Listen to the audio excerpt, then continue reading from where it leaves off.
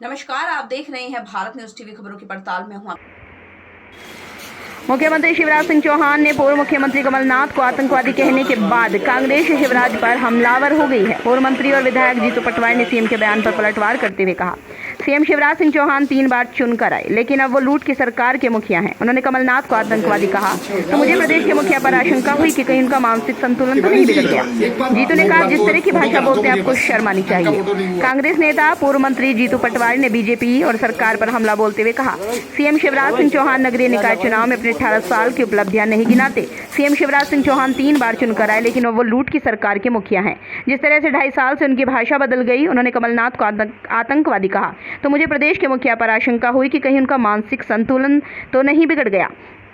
आप आतंकवादी कमलनाथ को कहते हो, सुनील जोशी कहाँ गया? आतंकवादियों से किसका रिश्ता है? शिवराज सिंह, आप 3P से चुनाव जीतना चाहते हैं, पुलिस, पैसा, प्रशासन के जरिए चुनाव जीतना चाहते हैं। जीतू पटवारी ने कहा, चुनाव आयोग क्या प्रदेश में पहली बार चुनाव करवा रही है? लोग परेशान होते रहे, वोट नहीं डाल पाए, पर्ची होते हुए भी वोटर लिस्ट में नाम नहीं। मध्य प्रदेश में लाखों लोग वोट नहीं डाल पाए, इसका दोषी कौन? जीतू ने दावा करते हुए कहा, नगर निगम का चुनाव 80 से 20 के अंतर से बीजेपी हार रही है। मेकअप मंत्री जाने कहाँ सोते रहते हैं। आदिवासी महिला के साथ अत्याचार हुआ, अता पता नहीं, विदेश की बातों पर जाग जाते हो। आदरणीय, मध्य प्रदेश में चुनाव चल रहे हैं, स्थानीय निकाय के, पंचायत के, नगर पालिका के, नगर निगम के। लूट की सरकार के मुखिया हमारे मुख्यमंत्री आदरणीय शिवराज सिंह चौहान लगातार रोड शो कर रहे हैं।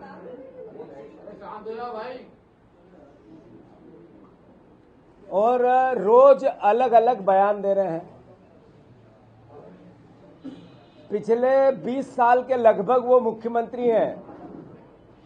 उन्होंने मध्य प्रदेश के लिए क्या किया, इसका बखान वो नहीं करते।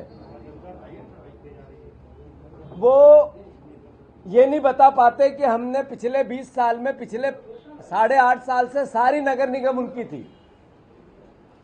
इस नगर निगम की ये उपलब्धि है, ये हमारे शिवराज सिंह चौहान कभी किसी भाषण में नहीं कहते। नई नई बातें करते हैं।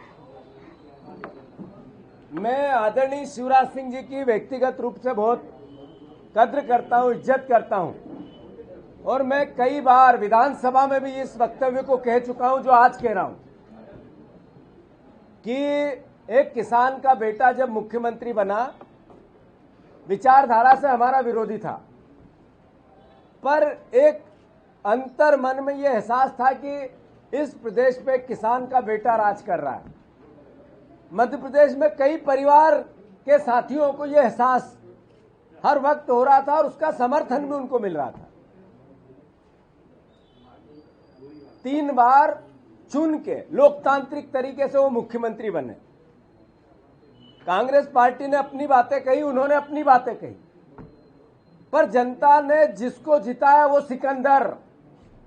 3 बार वो चुन के आए, लोकप्रियता से आए। हमारे विरोधी थे, हम विरोध में काम करते थे, विपक्ष की भूमिका निभाते थे। इस बार वो लूट की सरकार के, डाके की सरकार के मुखिया हैं। जब लूट की सरकार वो चलाने लगे तो उनसे आशा नहीं थी कि वो कुछ प्रदेश के हित में कुछ अच्छा करेंगे, बड़ा करेंगे, न्याय करेंगे, क्योंकि उनको जनता ने रिजेक्ट किया था। पर तब तो हद हो गई जब उनके बयान अलग अलग तरीके के आने लगे। पिछले 1.5 साल से जब उनकी मनोस्थिति को समझने की कोशिश करें तो कभी वो गाड़ दूंगा, काट दूंगा, मार दूंगा, भाग जाओ रे, आ जाओ रे, देख लो रे, ये एक मुख्यमंत्री की भाषा होती है और ये शिवराज सिंह जी की भाषा तो हो ही नहीं सकती।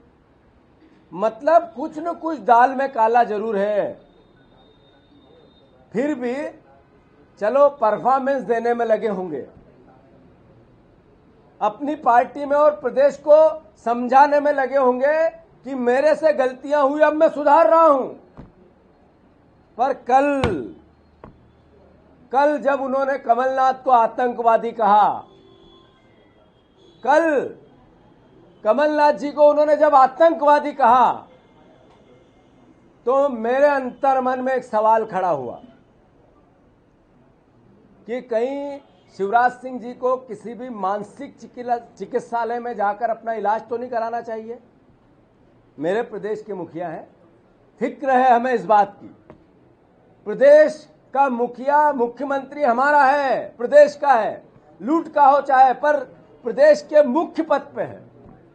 जिस तरह के बयान आ रहे हैं, इससे लगता है कि उनका मानसिक संतुलन का इलाज आवश्यक हो गया। मैं उनसे कुछ सवाल है मेरे कि आतंकवादी आप कमलनाथ को कहते हो, आतंकवादी आप कमलनाथ जी को कहते हो, और ध्रुव नारायण सक्सेना के साथ मंच साझा आप करते हो। आतंकवादी आप कमलनाथ जी को कहते हो, और बजरंग दल का सक्रिय कार्यकर्ता बलराम यादव पाकिस्तान से टेरर फंडिंग में जिसका हाथ था, आपकी पार्टी का कार्यकर्ता है। कमलनाथ को आप आतंकवादी कहते हो। जयपुर में जिन हत्यारों ने, कसाईयों ने हत्या की, देखी पूरे देश ने, वो आपकी पार्टी का कार्यकर्ता है। आतंकवादी आप कमलनाथ को कहते हो। और कश्मीर में बीजेपी का कार्यकर्ता तालिबान हुसैन शाह बीजेपी का कार्यकर्ता निकला। शर्म आनी चाहिए शिवराज जी आपको। आप जिस तरीके की भाषा बोलते हो, ये एक मुख्यमंत्री को शोभा देती है। आप पूर्व मुख्यमंत्री, जिसके 45 साल तक जिसने देश की सेवा की, आपने लूट की सत्ता, खरीद की सत्ता बनाई, उनने मर्यादा रखी, कोई गलती नहीं की, लोकतंत्र को कायम रखा। और आपको अब इस तरह की भाषा, बकवास, अधिकारी अगर बीजेपी का कार्यकर्ता बन के बात करेगा तो क्या उसको किसी भी प्रकार का क्रिटिसिज्म विपक्ष नहीं करेगा तो कौन करेगा? आप आतंकवादी कमलनाथ जी को कहते हो।